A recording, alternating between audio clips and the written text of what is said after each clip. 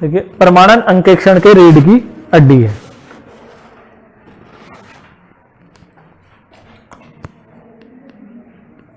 परमाणन अंकेक्षण की रीढ़ की हड्डी है। परमाणन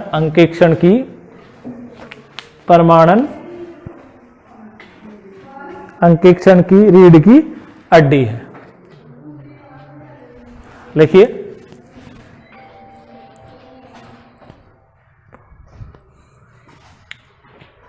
परमाणन अंकेक्षण के रीढ़ की हड्डी है। परमाणन अंकेक्षण के रीढ़ की हड्डी है। यह कथन पूर्णतः सही है। यह कथन पूर्णतः सही है। जिस प्रकार मानव में रीढ़ की हड्डी का महत्व है, उसी प्रकार अंकेक्षण में प्रमाणन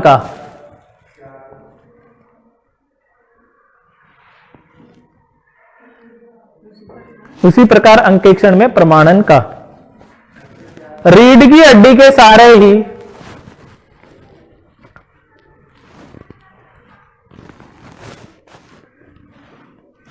मानव शरीर का ढांचा खड़ा है।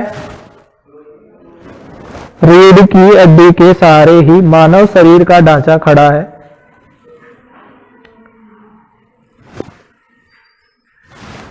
यदि यह हड्डी कमजोर हो जाए या टूट जाए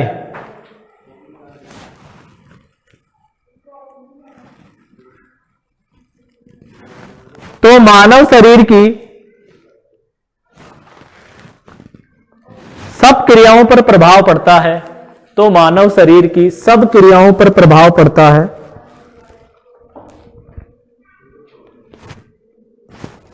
और अपना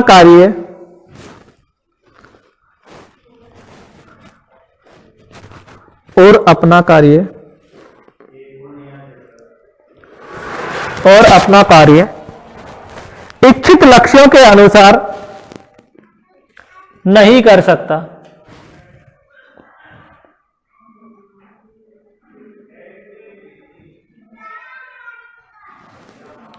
कभी कभी तो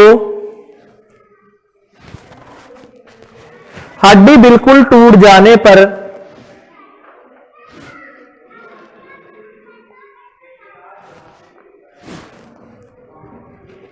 मानव न तो खड़ा हो सकता है और न मानव खड़ा होकर चल सकता है।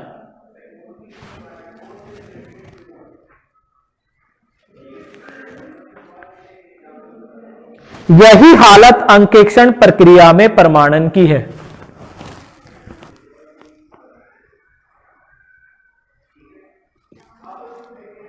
यही हालत अंकेक्षण प्रक्रिया में प्रमाणन की है। यदि प्रमाणन कमजोर है या टूटा हुआ है तो अंकेक्षण भी अपने इच्छित लक्ष्यों की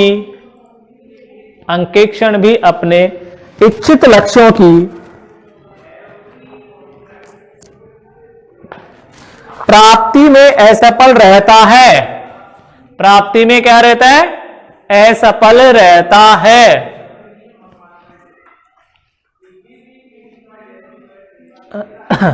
क्या रहेगा? असफल रहेगा। Paragraph change clear. अब फिर आगे लिखिए, दूसरी ओर सुदृढ़ रीढ़ की हड्डी वाला मानव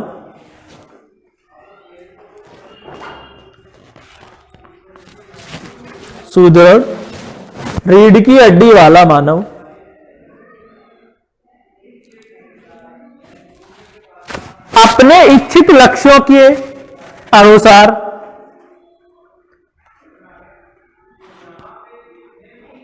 अपने इच्छित लक्ष्यों के अनुसार आगे बढ़ सकता है तथा अपना कार्य सफलतापूर्वक कर सकता है।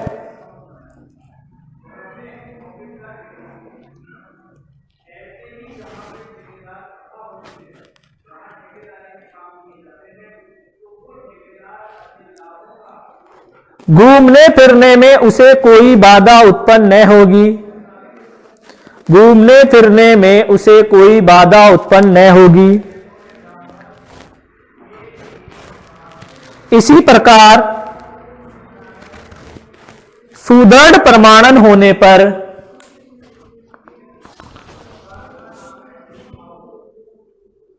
अंकेक्षक अपने इच्छित लक्ष्यों को प्राप्त कर सकता है।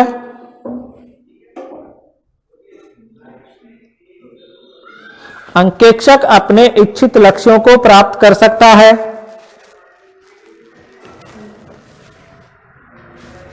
तथा अंकेक्षण कार्य में उसे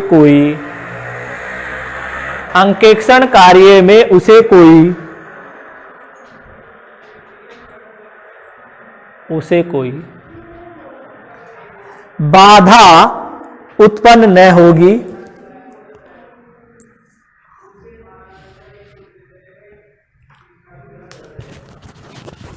ठीक, इसके बाद आता है आपका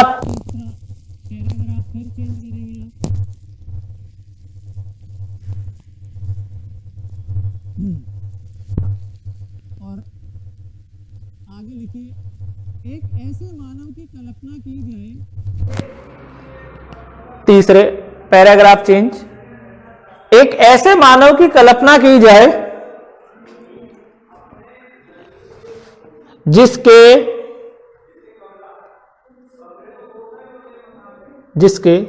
रीढ़ की हड्डी हो ही नहीं,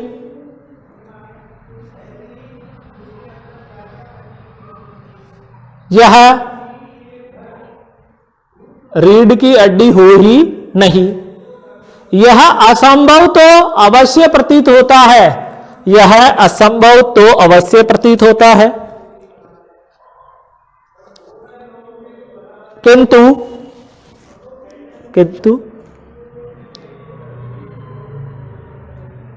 किंतु क्या ऐसा मानव अपने जीवन में कार्य कर सकने योग्य होगा?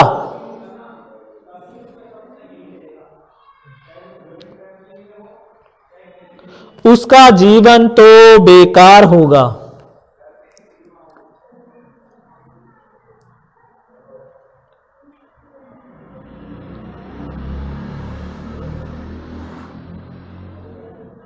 उसका जीवन तो बेकार होगा।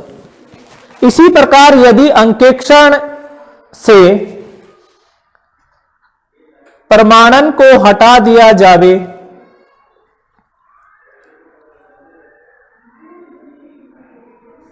तो क्या अंकेक्षक कोई कार्य कर सकेगा?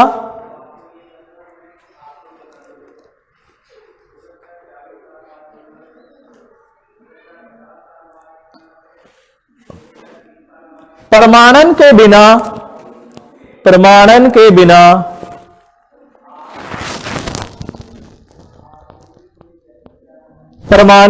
बिना अंकेक्षण उस भवन के समान होगा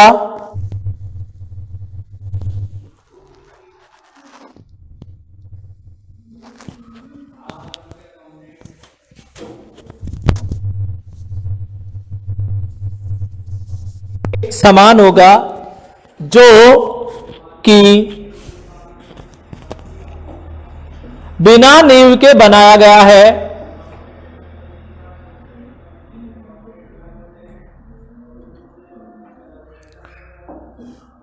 बिना नींव के बनाया गया है और जो जल्दी ही धराशायी हो जाएगा, और जो जल्दी ही धराशायी हो जाएगा।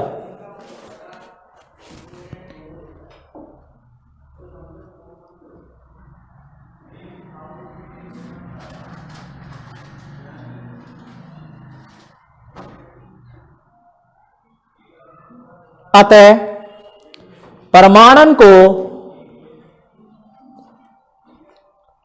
अंकेक्षण की रीढ़ की हड्डी या आत्मा कहना, अतः प्रमाणन को अंकेक्षण की रीढ़ की हड्डी या आत्मा कहना उपयुक्त ही है, उपयुक्त ही है।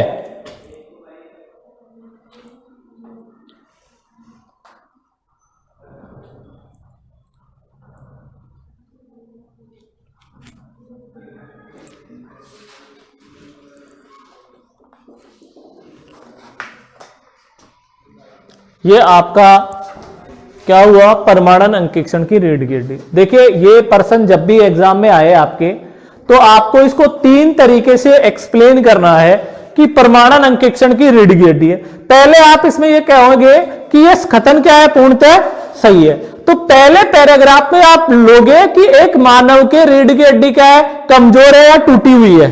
क्लियर? तो उसका संबंध आप अंकेक्षण और प्रमाणन से करेंगे कि जैसे कोई भी मानव है, उसकी रीढ़ की हड्डी कमजोर है या टूटी हुई है, तो वो अपने इच्छित लक्ष्यों को प्राप्त नहीं कर सकता। क्लियर है? उसको उसमें बाधा उत्पन्न होगी। इसी प्रकार यदि अंकेक्षक में प्रमाणन आपका क्या है, कमजोर है, टूटा हुआ है। कमजोर या टूटा हुआ का मतलब है कुछ लेन देन तो ऐसे थे जिनके प्रमाणन है और कुछ लेन देन है जिनके प्रमाणन आपके पास नहीं है। प्रमाणक का क्या मतलब होता है, प्रमाणक का मतलब होता है कि आपके पास उनके सबूत हैं। प्रमाणक जैसे आपने माल खरीदा, मशीन खरीदी, ठीक है, तो कुछ के बिल हैं, कुछ के नहीं है। तो अगर आपका ये क्या है, प्रमाणन, अंकेक्षण में प्रमाणन कमजोर है, तो फिर एक अंकेक्षक भी कंपनी के चिट्टे की सत्यता और शुद्धता की सही जांच नहीं कर सकता। क्लियर है? तो प्रमाणन अंकेक्षण में क्या है, महत्वपूर्ण है। प्रमाणन अंकेक्षण की क्या है, रीढ़ की हड्डी है। दूसरी बात यह आई थी कि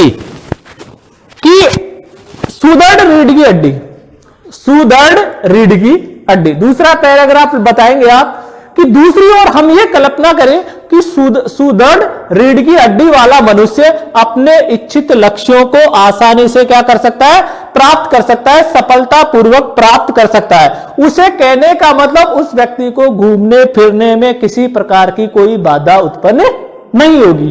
उसी प्रकार सुदृढ़, अगर आपका सुदृढ़ प्रमाणन है तो अंकेक्षक भी अपने इच्छित लक्ष्यों को आसानी से क्या कर सकता है, प्राप्त कर सकता है। उसे भी अंकेक्षण कार्य में किसी भी प्रकार की कोई भी बाधा उत्पन्न नहीं होगी।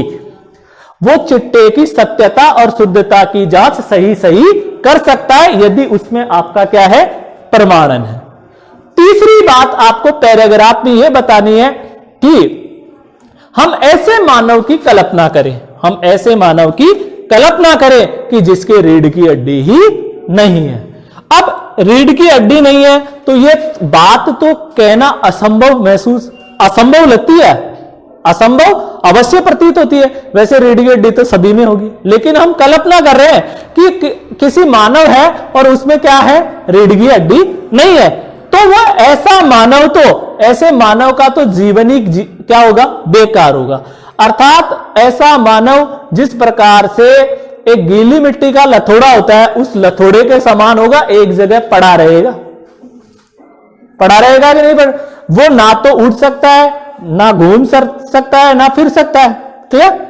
तो इसी प्रकार यदि अंकेक्षण के अंदर आपका क्या नहीं है, प्रमाणन, तो अंकेक्षण भी किसके समान होगा, उस बिना रीढ़ की हड्डी वाले मानव के समान होगा।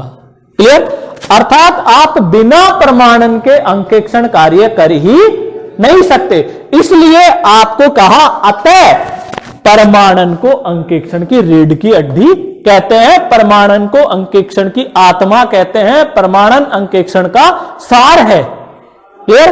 तो इसलिए क्या कहेंगे, प्रमाणन को अंकेक्षण के रीढ़ की हड्डी कहे। क्लियर? अब आगे लिखो परमाणन का महत्व।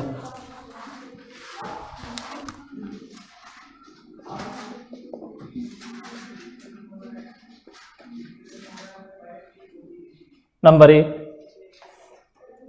यह लेन देनों की सत्यता को प्रमाणित करता है। यह लेन देनों की सत्यता को प्रमाणित करता है। यह लेन देनों की सत्यता को प्रमाणित करता है। दूसरा, यह अंकेक्षक को लेन देन की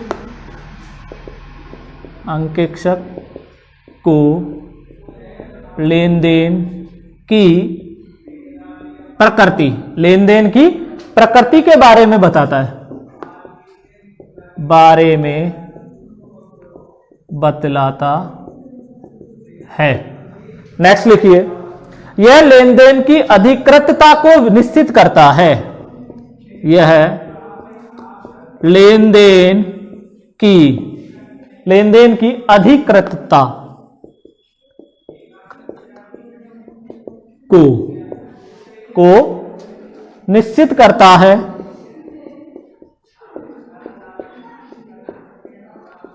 निश्चित करता है।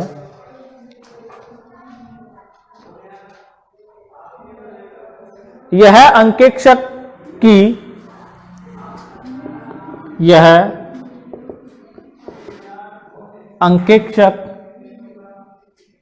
की लेन देन, यह अंकेक्षक की लेन देन की लेखा अवधि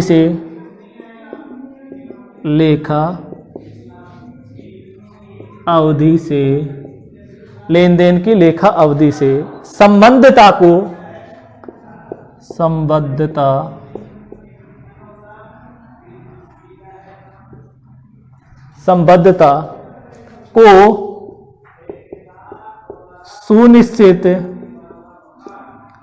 सुनिश्चित करने में मदद करता है। करने में मदद करता है। करने में क्या करता है? मदद करता है। यह आयगत और पूंजीगत व्ययों के उचित आवंटन को सुलभ बनाता है। यह आयगत एवं पूंजीगत व्ययों के आयगत व पूंजीगत व्ययों के उचित आवंटन को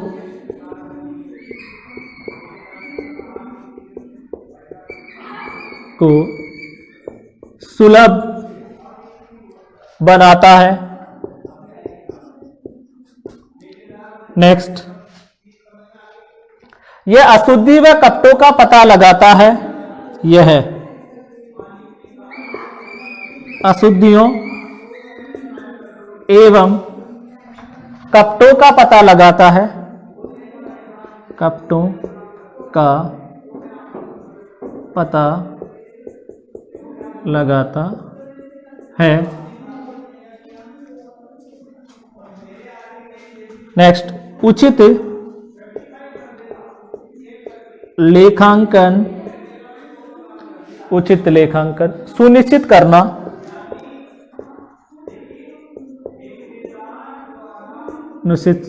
उचित लेखांकन क्या करना?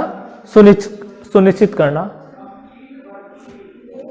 और लास्ट लिख लीजिए, उचित प्रकटीकरण सुनिश्चित करना। उचित प्रकटीकरण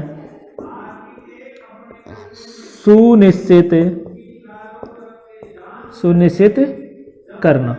तो ये क्या हो गया? आपके परमाणन का महत्व है।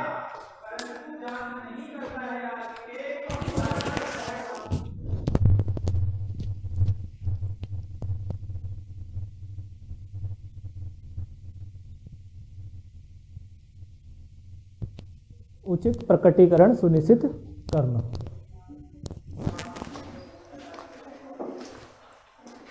नेक्स्ट आगे हेडिंग डाल लीजिए।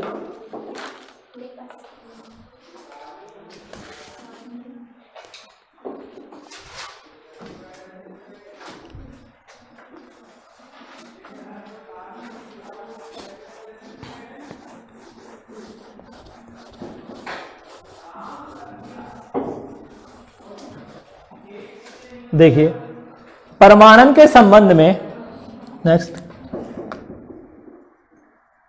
परमाणन के संबंध में, परमाणन के संबंध में अंकेक्षक को, परमाणन के संबंध में अंकेक्षक को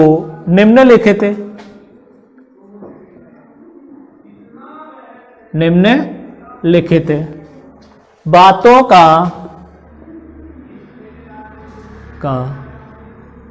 ध्यान रखना चाहिए,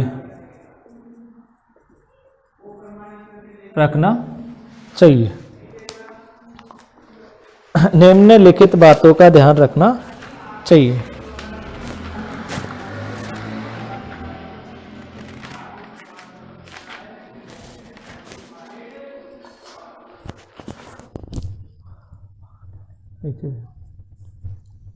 जल्दी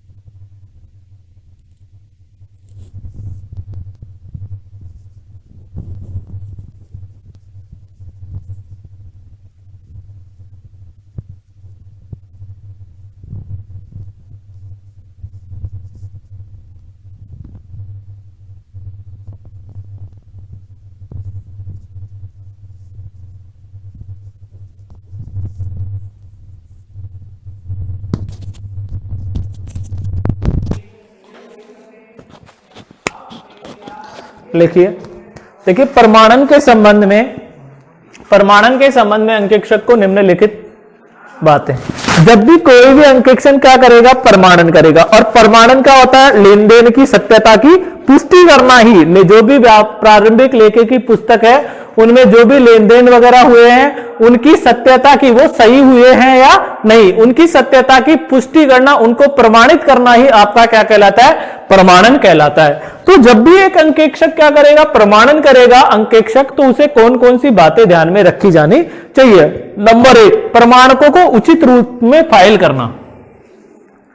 नंबर 1, प्रमाणकों को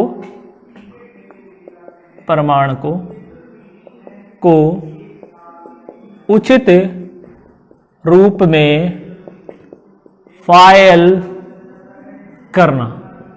देखिए जब भी कोई भी अंकेक्षक क्या करेगा, प्रमाणन करेगा, ठीक है, तो प्रमाणन प्रारंभ करने से पूर्व अंकेक्षक को यह देख लेना चाहिए कि प्रमाणक प्राथमिक लेखे की प्रत्येक पुस्तक के लिए अलग अलग और क्रमानुसार है या नहीं। देखिए यहां पर प्रमाणकों को उचित रूप से में फाइल करना।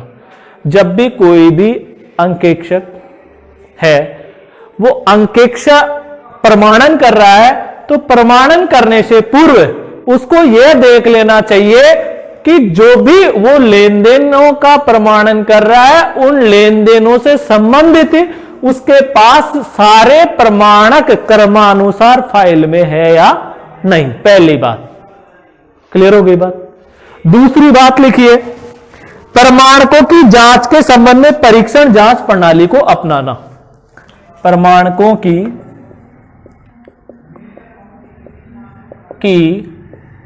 जांच के संबंध में परीक्षण जांच को अपनाना। कौन सी जांच को अपनाना? परीक्षण जांच को अपनाना। प्रमाणकों की जांच के संबंध में परीक्षण जांच को अपनाना।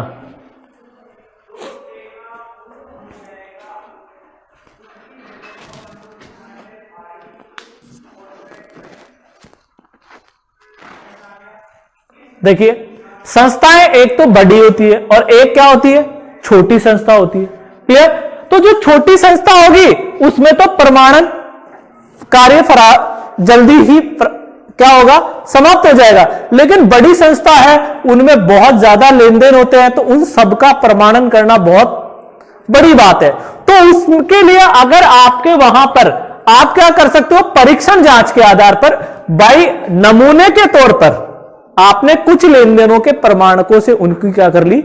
सत्यता की पुष्टि कर ली, जांच कर ली। क्लियर? तो आप कुछ लेन देनों के बिहाफ पे नमूनों के जांच के आधार पर आप क्या कर सकते हो? प्रमाणकों की जांच के संबंध में आप क्या अपना सकते हो? परीक्षण जांच।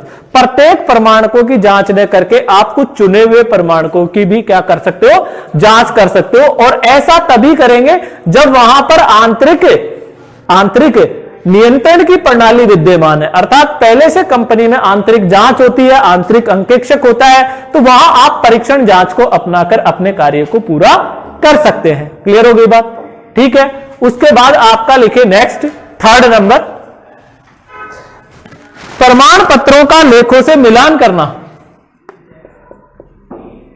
प्रमाण पत्रों का लेखों से मिलान करना। प्रमाण पत्रों का लेखों से मिलान करना।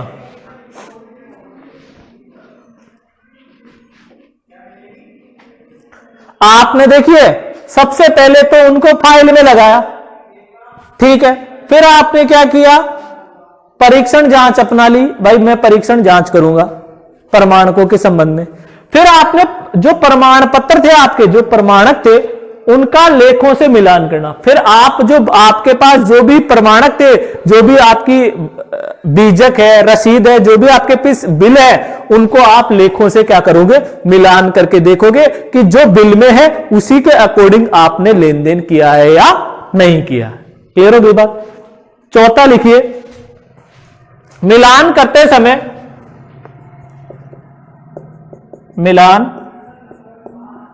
समय